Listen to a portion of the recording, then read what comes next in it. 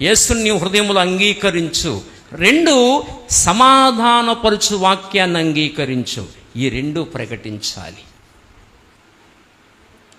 ఇది ఆ సమాధానపరచు వాక్యమేదో ప్రజలకు తెలియచేయాలి.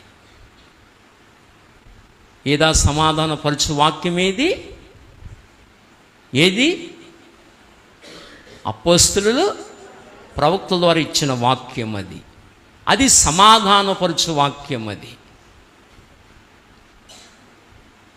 అది పరిచర్య చెయ్యాలి.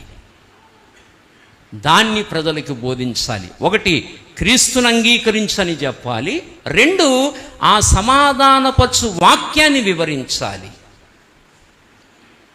ఆ వాక్యం ఏమిటో తెలియచేయాలి. ఆ వాక్యాన్ని వివరించాలి. ఆ వాక్యాన్ని ప్రజలకు స్పష్టంగా తెలియచేయాలి. అప్పుడే మనిషి దేవునితో సమాధానపడతాడు. లేకపోతే దేవునికి మనిషికి సమాధానము ఉండదు. కనుక లేవియాకాండం